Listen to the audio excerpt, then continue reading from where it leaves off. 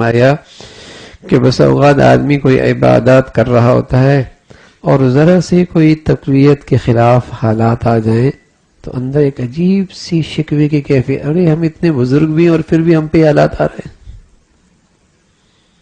ہم اتنا خدمت بھی کر رہے ہیں دین کا، ہمارے ساتھ یہ ہو رہا ہے، ہم اتنے نیک بھی ہیں اور پھر بھی ہمارے ساتھ ہو رہا ہے۔ تو یہ اپنے عمل کو کوئی سمجھتا ہے، اپنے آپ کو اس کا مستحق سمجھتا ہے، ہاں تبھی یہ اندر شکوے کی کیفیت ہے، شکایت کی کیفیت ہے۔ اور اگر یہ خیال ہے کہ یہ جو اللہ نے توفیق دے رکھی یہ بھی اس کا فضل ہے، یہ تو بہت بڑا انعام ہے، میں تو اس کا بھی مستحق نہ تھا، میں تو اس کا بھی مستحق نہ تھا، تو پھر یہ اندر کبھی شکوے کی کیفیت نہیں ہوگی،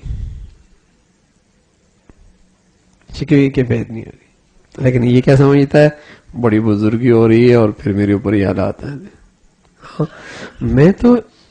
میرے اندر تو کوئی ایسا تھا نہیں کہ میرے اوپر یہ حالات آ گئے، اور پھر بھی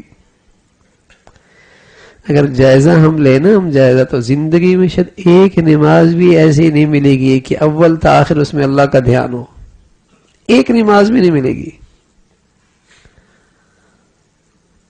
اور دل میں کیا سمجھا، بس بڑی بزرگی ہے، ایک نماز بھی زندگی میں ایسی نہیں ملے گی کہیں کہ اول تا آخر اللہ کا دھیان نصیب ہو۔ آپ سے کوئی بات کرے اور آپ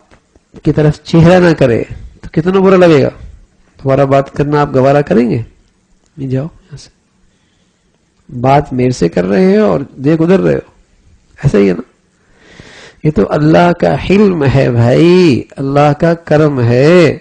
کہ باتیں اللہ کر رہے ہوتے ہیں اور دل کا چہرہ کہیں اور ہوتا ہے، لیکن اللہ پھر بھی کھڑا کر لیتا ہے، اللہ پھر بھی سن لیتا ہے۔ یہ تو محض اس کا انعام ہے، یہ تو محض اس کی مہربانی ہے، یہ محض اس کا فضل ہے کہ اللہ رب العزت یہ نیکیوں کی توفیق دے رہا ہے۔